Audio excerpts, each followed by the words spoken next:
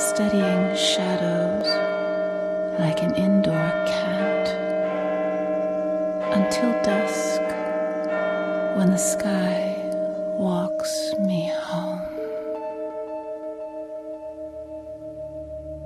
How far has the ancient Illuminati secret society network penetrated world politics?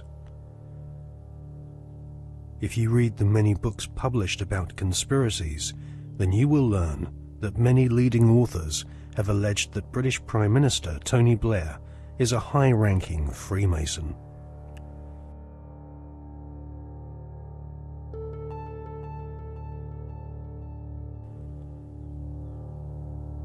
Mr. Blair is a Queen's Counsel barrister, a profession which has its roots in the Temple Bar, built in London by the Knights Templar secret society in the 12th century.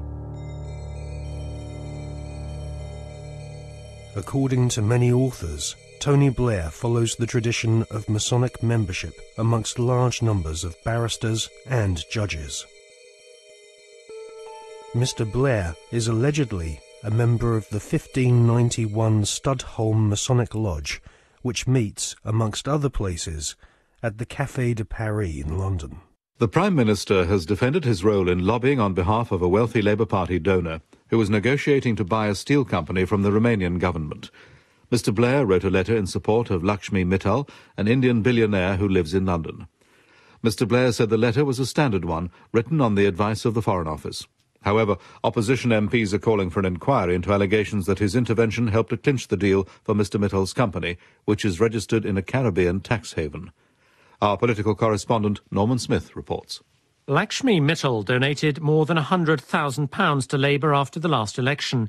Shortly after that, Mr. Blair wrote a letter to the Romanian Prime Minister in support of a successful bid by Mr. Mittal's company, L&M Holdings, to buy a Romanian steelworks.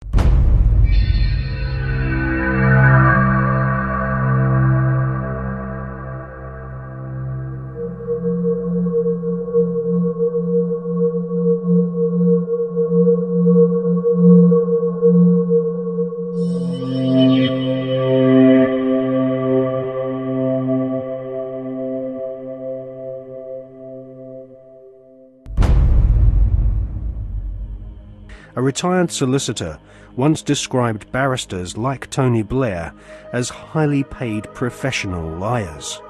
So it is unlikely that Tony Blair will ever come clean about his membership of a secret society. However, one thing we can be sure about. The Masonic establishment at the heart of British society does not like being probed or investigated when it comes to matters of Masonic membership.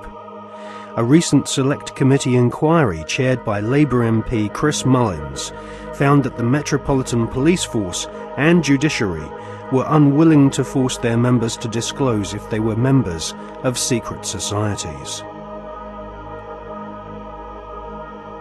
In a series of embarrassing revelations in the 1970s and 1980s, the British author Martin Short established that the Scotland Yard Vice Squad and senior CID officers were all Masons and taking bribes from pornographers in London's Soho.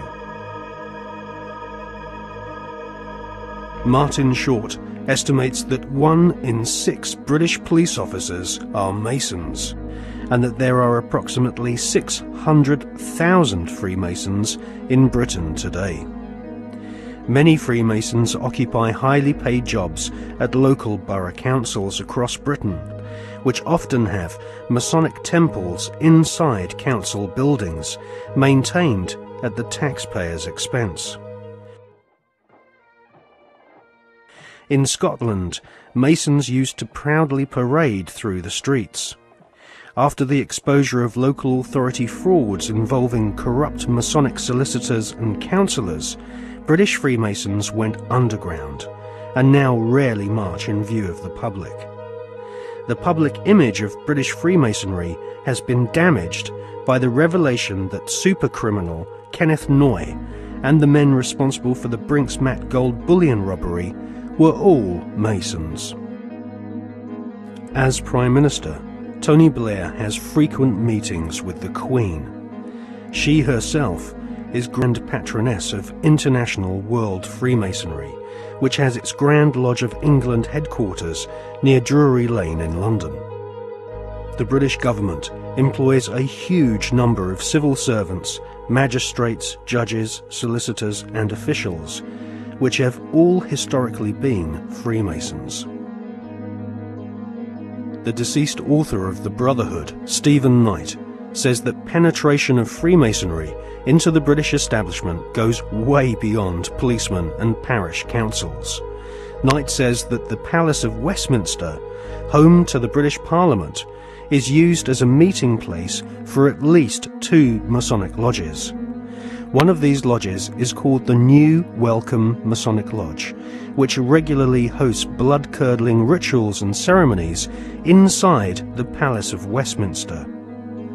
Members of Parliament from all political parties gather together, wearing white gloves, sashes, lambskin aprons, and wielding ceremonial daggers, swearing bloodthirsty oaths of allegiance to each other.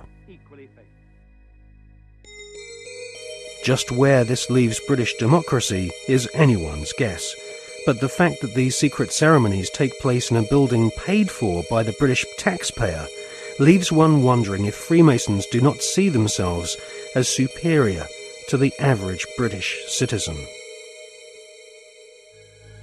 Many researchers claim British Prime Minister Tony Blair is a high-ranking 33rd degree Freemason. This is the highest rank of Mason, and this elite cabal of British Freemasonry has its own headquarters at number 10 Duke Street, which some claim is connected to number 10 Downing Street via a secret underground tunnel. Inside the Duke Street headquarters of the Supreme Council of the 33rd degree, there is a red room, a black room, and a chamber of death, which Masons use for macabre rituals based on ancient Jewish mysticism and Enochian magic. Once initiated into the 33rd degree, Masons are told they are superior beings, and the human population are referred to as being profane goyim, which means cattle. If Tony Blair is indeed a 33rd degree Freemason, then he is following in the footsteps of previous Prime Ministers, who have all been members of either Freemasonry, the Knights Templar, or the Round Table, which was started by Sir Cecil Rhodes following his economic conquest of Zimbabwe during the 19th century. Winston Churchill was also a 33rd degree Freemason, initiated into the Studholme Lodge at the headquarters of the 33rd degree in May 1901. Winston Churchill was also a member of the Order of Druids, who often meet at Stonehenge during the spring equinox, whilst members of the British public are forcibly restrained from this ancient megalithic site by thousands of police officers. The ancient Druid rituals at Stonehenge can be considered harmless when compared to the murderous, satanically inspired ceremonies of Freemasonry. Most Freemasons do not progress beyond the first 3 degrees or exams of initiation. These are often called the blue degrees. In fact, many Masons do not even realize that beyond the 3rd degree of Master Mason,